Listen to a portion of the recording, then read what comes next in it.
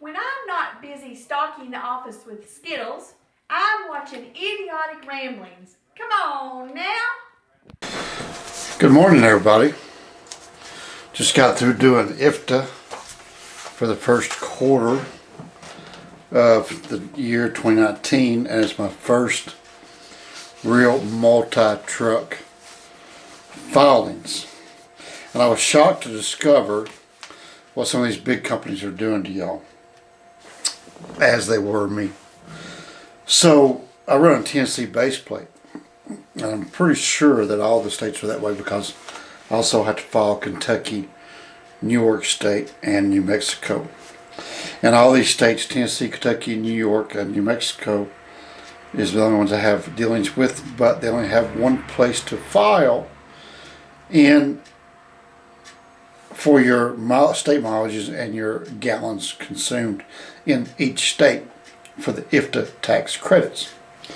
So with that being said, there's no way to break it down per unit easily. I shouldn't say there's no way, but on the state site it's one. You group it all. So as a company, we ran have all that broken down somewhere. But as you can see, I got a report from the state. Let's see, that's New Mexico. There's Kentucky. So luckily, my Keep Trucking ELD and my Fleet One fuel card with NASTIC, I can run multiple reports from that site, and then go in there and file the fuel taxes accordingly. Here's what I was looking for. Here's the sheet I was looking for. So as a company, we ran 90,611 miles for the first quarter of 2019, and we got 33,846 gallons of diesel fuel. And overall, this is where it gets interesting right here. So the overall mile per gallon was 2.68. Now, where that number came from, I don't know, but all these calculations were correct because my trucks are, the lowest fuel mileage truck I have is 5.7. So, but I did double check all these numbers. So it makes you wonder where that 2.68 comes from, right? But anyway, so I cross-checked and double-checked everyone's miles per gallon and rates. So it doesn't make any sense, but that's how the company did as a whole. So if you was to do that, divide that up times they're divided by the 5 trucks that ran during that quarter, I had that broken out too. It comes out to not being a fair. I think it was like $50 something each truck, which is not the case because that wouldn't be fair to the guy that fueled correctly. So what I had to do was, it took me a little bit of time to do it, is I had to break down each truck in the state's website 5 times. So I would go, what I do is I put in their highway mileages and their gallons consumed, and get all the way to the end of the graph where it would print out this report and show what each truck ran. Like this right here is truck number 101, and it would print out the report all the way to the end. It showed total, that truck ran 15,190 miles, and gallons was 2,530, and that truck owes $31.31 in IFTA tax for the state of Tennessee, and dispersed accordingly to that. And also that truck had Kentucky. We'll get into that in a moment. So that's how I had to do that with each and every truck, break it all down. So that's what I did this morning. Since like 3 this morning, it's been like 5 hours breaking down each and every single truck, just to get to the end, just to cancel it, because we don't want to file IFTA on one truck. We want to file all 5 units as a whole. So it's a bit of a process, because what happens is these big companies like that have thousands of trucks, they just group them all into one package, and so you wind up getting split amongst the rest of them They might have regions. So we'll do truck in this region, we'll pay this X amount, and they just disperse it across the whole board to where I've got it for each truck. Because like I said, one driver owed $150, the other driver owed $9. So it wasn't fair to take that driver that only owed $9. He's already paid his tax at the pump, right? So we get it. So this is a fair way to do it. It's a bit more time consuming, but that's the most fair way to do it. And when it comes to Kentucky, it's the same, only you can't break it down Kentucky, but Kentucky's a little easier, so you just figure that Kentucky is a .0285, I think it is. Man, I got a lot of paperwork here, so I would say that Kentucky, the company owes the state of Kentucky $181.09, and that figures out to be .0285 per mile, and the company ran 6,354 miles. So since how I broke down in my Keep Trucking, I broke it down by unit, and it says Kentucky, that truck ran 581.9 miles in Kentucky, so that truck owes $16.58. Again, that's truck 101.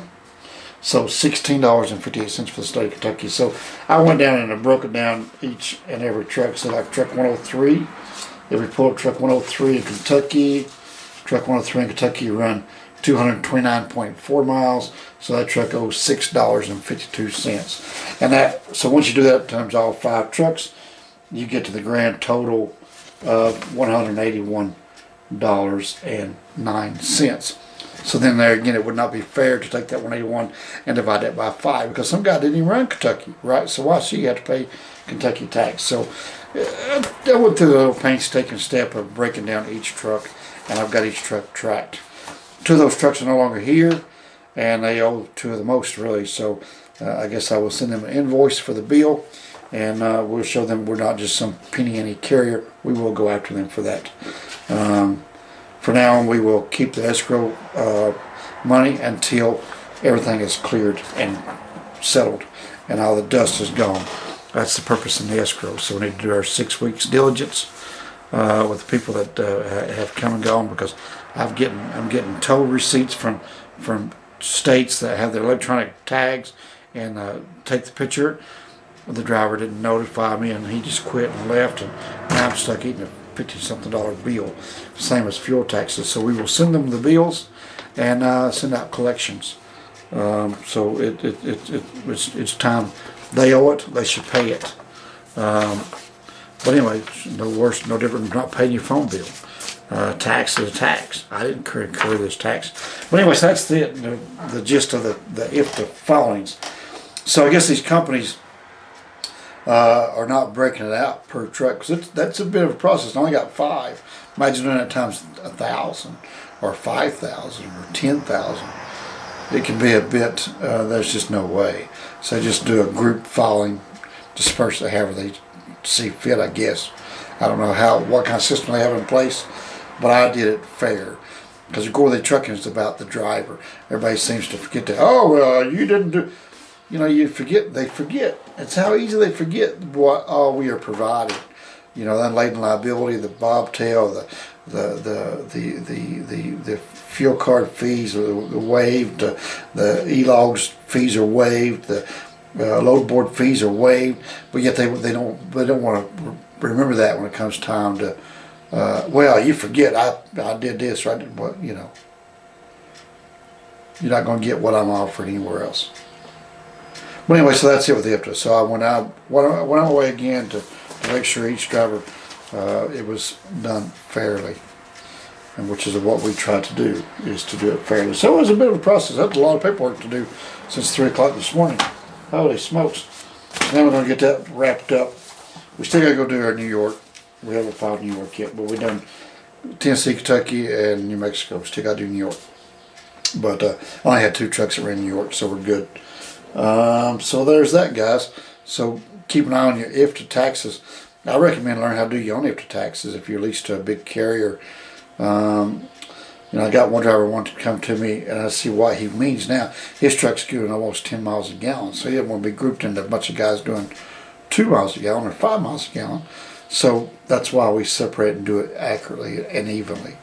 I need to investigate why that 2.68, because most of these trucks are doing, here I'll tell you, this truck right here's got 6.1 miles a gallon. And that was a 2010 Freightliner Prius. This truck right here is going 6.72 miles a gallon, and that is a T680. This truck right here is doing 6.88 miles a gallon, and that's a T680. This truck right here is doing 5.47 miles a gallon, and that is a T680. This truck right here is doing 5.72 miles a gallon, and that is a 389 Peterbilt. And this W9 is doing, well, I don't know what that W9 is doing. Well, that's when it got the 2.68. I don't know, but anyway, so it had a cat in it. I didn't write that one down, but anyway, that guy's no longer here. So, but it's done accurate. If they want to see the reports, we can send them the report. If they can make heads or tails out of all those numbers, we will send them out, and then that way they can see that it was done justly and fairly. So there you go, guys. I highly recommend you doing your own IFTA taxes. It's not that hard to do. Learn how to do it, and to get your own base plates, because if the carrier calls you to fire your buck, that's their base plate. Now you got to find your way home. So there you go. There's that. So we're going to get back to work, and that was a job there come in. Alright, thanks for watching, guys. This video is out of sequence. We still got the truck show video over there in the SD card. Still have the team coming in the SD card, and the team going out in the SD card. So we haven't even rendered those footages. So this video will be a quick one take, easy edit, easy upload.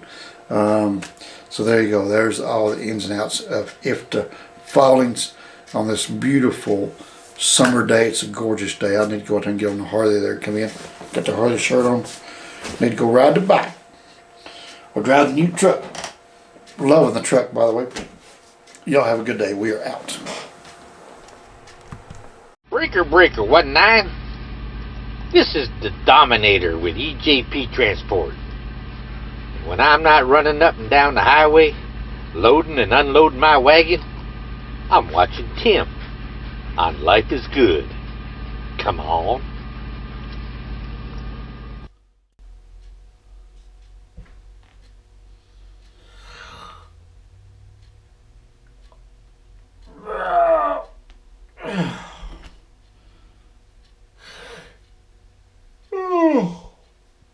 I'm tired. Whew, Lord have mercy.